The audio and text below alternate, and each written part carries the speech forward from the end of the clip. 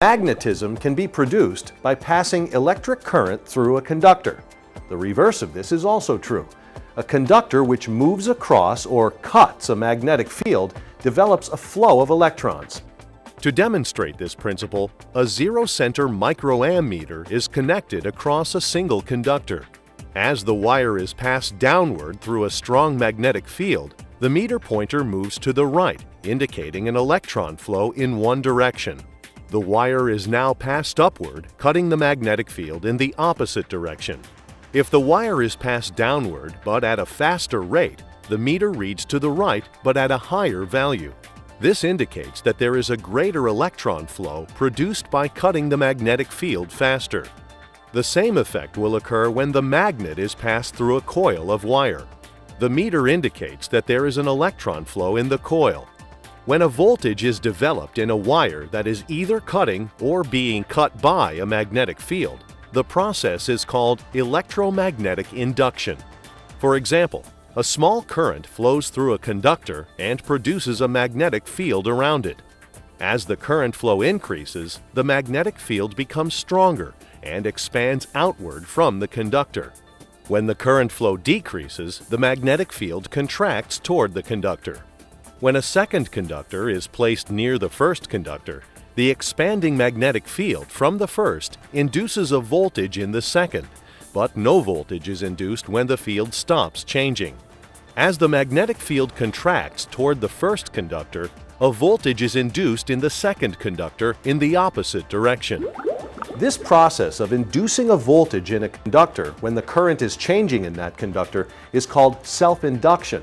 The voltage induced by self-induction is called a counter-electromotive force, abbreviated CEMF.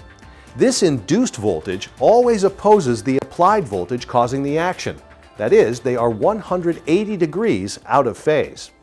Self-induction in a coil is much greater because of the concentration of the magnetic flux. When there is a variation of current in the coil, the magnetic field also varies, expanding as the current increases and contracting as the current decreases. The magnetic lines of force cut any conductor that is within their range and induce a voltage that is always in a direction opposite the current change. The ability of a circuit to produce a voltage by electromagnetic induction when the current changes is known as inductance. The symbol for inductance is L.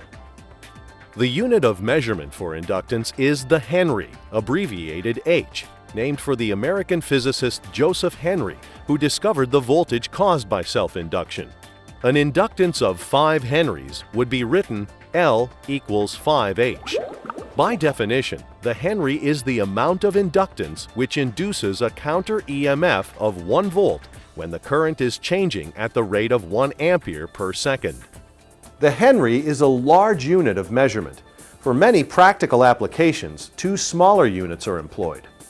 One is the millihenry, abbreviated mH. A millihenry is equal to 1,000th of a henry.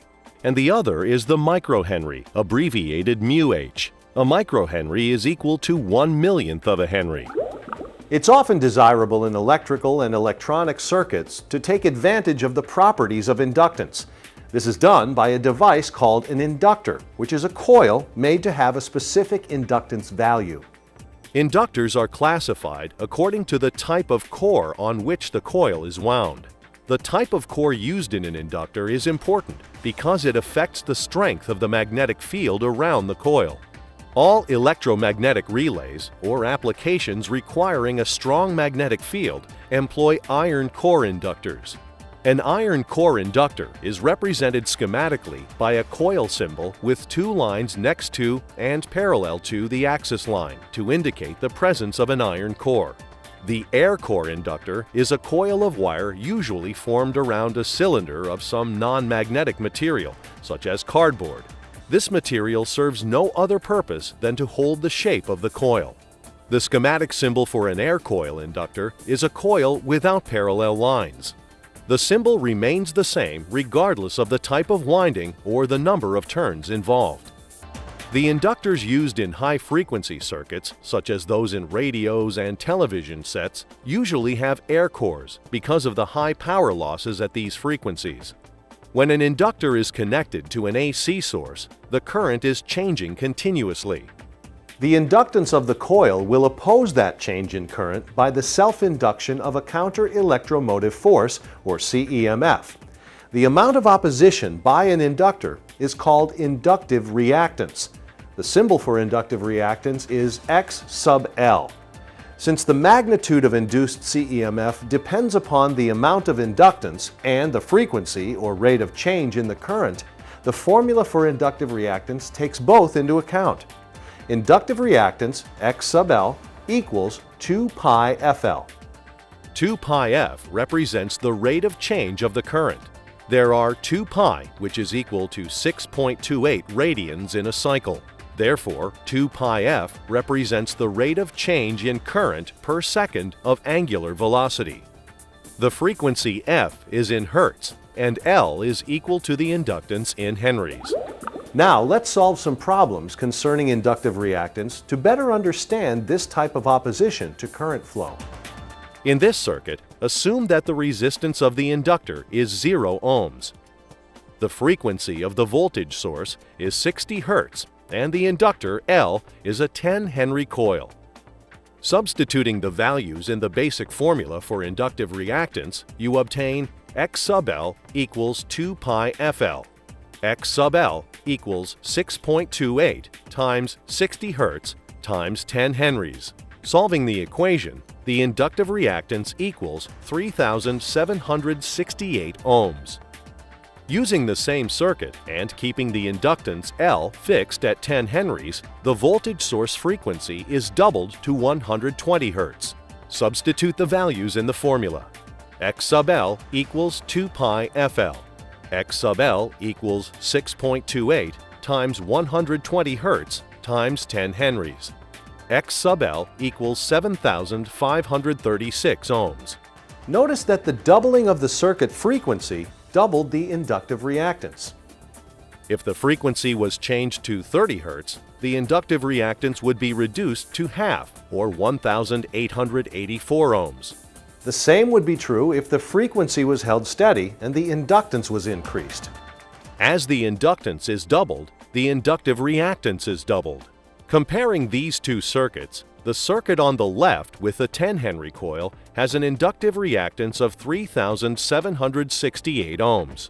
By increasing the inductance to 20 Henrys in the circuit on the right, the inductive reactance was doubled to 7,536 ohms. The inductive reactance varies directly with the frequency and with the inductance. Now, let's analyze the waveforms of the voltage and current in an ideal inductance when connected to an AC source. An ideal inductance is a theoretical coil that has zero resistance. The current in an inductive circuit takes the form of a sine wave if the applied voltage is of a sine waveform. Remember that the greatest rate of change in a sine waveform occurs when the waveform passes through its 0, 180, and 360 degree points. The least rate of change occurs at its 90 degree and 270 degree points. Since the maximum counter EMF is induced when the current is changing at its greatest rate, and the counter EMF is 0 when the current waveform is at its maximum, the counter EMF waveform can be constructed.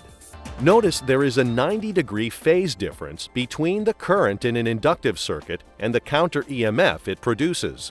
The counter EMF induced always opposes the applied voltage, and they are 180 degrees out of phase. Constructing the waveform of the applied voltage in green, you will notice that there is a 90-degree phase difference between the current and the applied voltage. In a pure inductive circuit, the current lags the applied voltage by 90 degrees.